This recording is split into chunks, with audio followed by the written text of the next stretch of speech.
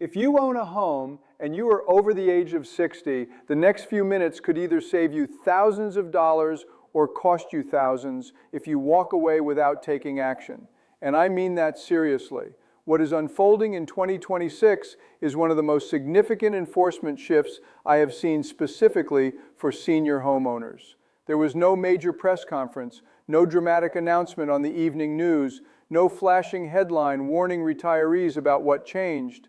But the IRS has quietly rolled out a new penalty structure, and it is landing directly on older Americans who own homes, who have built equity over decades, and who had absolutely no idea they were doing anything wrong. The deadline to act is April 15th, not approximately April 15th, not sometime before summer. April 15th is the hard cutoff. After that date passes, the flexibility you have right now largely disappears. So stay with me through this entire breakdown. By the end, you are going to understand exactly what this new penalty structure involves, who it is targeting, and why, and the exact steps you need to take right now to protect yourself before that deadline hits. And if you are watching this and you have a parent, a grandparent, an aunt, an uncle, a neighbor, anyone over 60 who owns a home, please share this information with them today. Not tomorrow, today.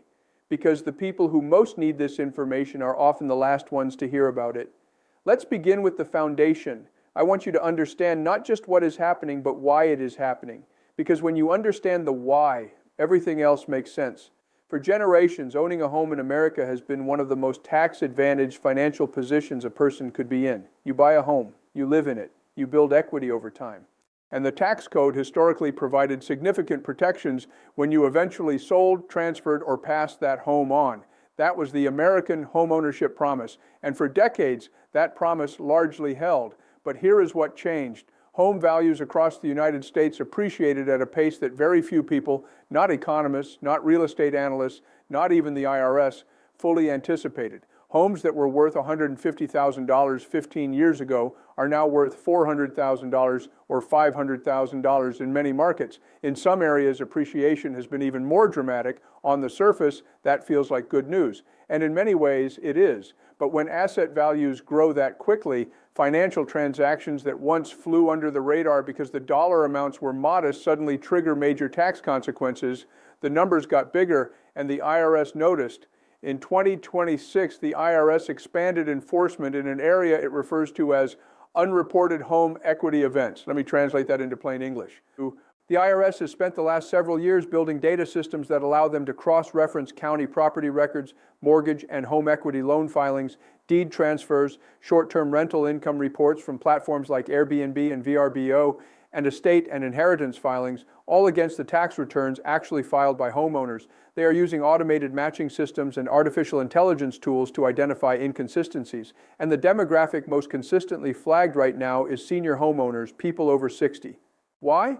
Because this group has experienced more of these triggering events in recent years and has been the least likely to realize those events required specific IRS reporting. Now let's talk about the most common triggering events. The first is home equity loans or home equity lines of credit used for purposes other than home improvement. Over the past few years, with inflation driving up the cost of everything and credit card interest rates climbing, millions of seniors tapped into their home equity as a source of cash. Maybe you needed to cover medical expenses. Maybe you helped a child or grandchild with tuition or a down payment. Maybe you consolidated high-interest debt. Those are reasonable decisions. But here's what many people were not told clearly at the time. The tax treatment of home equity loan interest depends on how the money was used. If the funds were used to buy, build, or substantially improve the home that secures the loan, the interest may be deductible. If the funds were used for other purposes, medical bills, tuition, debt consolidation, the interest is not deductible. If that interest was claimed as a deduction when it should not have been,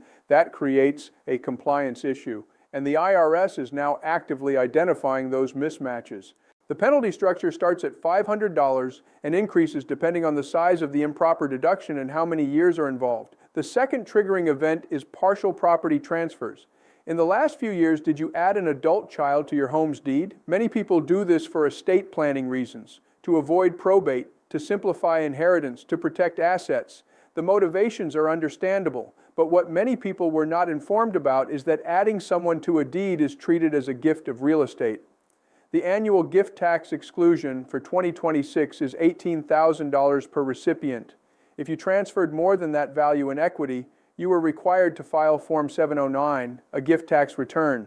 If your home is worth $400,000 and you transferred a 50% interest to a child, that is a $200,000 gift. Form 709 should have been filed. Even if no gift tax was owed because of lifetime exclusions, the reporting requirement still existed. If it was not filed, the IRS's property record matching systems are now detecting those deed changes and flagging the missing filings. The third triggering event is rental income from your primary residence. This has become increasingly common among seniors. You have a spare bedroom, a finished basement, the kids moved out. Platforms like Airbnb and VRBO make it easy to generate extra income. That income can make a real difference on a fixed retirement budget. But the moment you rent out part of your primary residence, you have converted that portion of your home into income-producing property in the eyes of the IRS. That triggers reporting requirements. You must report rental income on Schedule E. You must allocate expenses between personal use and rental use. You must account for depreciation on the rental portion. Depreciation affects your cost basis in the home, which affects how much capital gain you owe when you sell. And here is the key development. Short-term rental platforms are required to issue Form 1099-K for income above reporting thresholds. That data goes directly to the IRS. If rental income was not reported, the IRS already has documentation of the discrepancy. The fourth triggering event is inherited property basis issues. When you inherit property, your tax basis is generally stepped up to the fair market value at the date of death. This stepped-up basis is one of the most valuable provisions in the tax code. It can significantly reduce capital gains taxes when the property is later sold, but it only works if it is properly documented. If the estate did not file the appropriate forms establishing fair market value at the time of inheritance, you may now hold property with an undocumented basis. The 2026 enforcement expansion includes identifying cases where basis documentation is missing or inconsistent. Now, I know what many people are thinking. How would the IRS even know about any of this? The answer is what makes 2026 different. In the past, enforcement relied heavily on manual audits. Audit rates were low. Many discrepancies were never discovered. That environment has changed. The IRS now has automated data sharing agreements with county recorder offices in most states. Every deed transfer, title change, and recorded lien flows into centralized systems. Mortgage servicers report loan originations and activity. Rental platforms report income. Estates file documentation. Machine learning systems compare all incoming data against filed tax returns. When gaps appear, notices are generated automatically. By the time a letter arrives in your mailbox, the IRS has already completed its analysis. That letter is not the start of their investigation, it is the conclusion. And that is why April 15th matters. Right now, for 2026, the IRS is offering a voluntary compliance window for senior homeowners. If you identify issues and come into compliance before April 15th, you may qualify for first-time penalty abatement and good faith compliance consideration. In plain language, if you fix mistakes before the deadline, penalties may be reduced or eliminated. After April 15th, that voluntary window closes. Penalties that were previously negotiable become formal assessments. Interest accrues, your options narrow. So what should you do right now? Step 1, gather your home-related financial documents going back to at least 2022. That includes original purchase documents, closing disclosures, records of major improvements, roof, remodel additions, home equity loan agreements and usage records, deed and title transfer documents, rental income and expense records. Step 2, compare those documents to your last 3 tax returns. You're not looking for perfection, you're looking for obvious gaps. Was rental income reported? Was a gift tax return filed after a deed transfer? Was home equity loan interest deducted correctly? Make a simple list of potential issues. Step 3, consult a qualified tax professional, specifically a CPA or enrolled agent with real estate tax experience, not just a general preparer. Ask directly whether they have handled IRS penalty abatement cases involving property issues. Step 4, create an IRS online account at irs.gov and review your account transcript. You can see filed returns, notices, assessments, and third-party data reports. This gives you clarity about your current standing. Step 5, respond immediately to any IRS notices you have already received. Do not set them aside. Every notice includes a response deadline. Now let me address the emotional side of this. Many seniors caught in this enforcement shift did not intentionally violate tax law.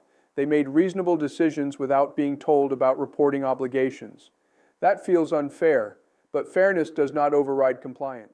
The IRS responds to proactive correction. It does not respond to arguments about intent alone. Voluntary action before deadlines improves outcomes. And one more important point, scammers will attempt to exploit this situation. The real IRS does not call demanding immediate payment. It does not accept gift cards or wire transfers. It communicates initially through official mail. If someone pressures you for immediate payment, hang up. Now let's talk about what happens if nothing is done before April 15th. Penalties become formal, interest accrues, tax lines may be filed, property transactions become complicated. None of that is automatic, but the risk increases. To summarize, the IRS expanded enforcement in 2026, targeting unreported home equity events. The four most common triggers are improper home equity loan deductions, partial deed transfers without gift tax filings, unreported rental income, inherited property basis documentation issues. Automated data systems now identify these discrepancies more efficiently. A voluntary compliance window exists until April 15th. After that date, enforcement becomes stricter. You now have the information. Act before the deadline. Review your documents, consult a professional, check your IRS transcript, respond to notices. Most people who end up paying unnecessary penalties do so not because they couldn't fix the issue, but because they didn't act in time. Now you know. Take the steps. And if you know someone over 60 who owns a home, share this information with them today. It could save them thousands.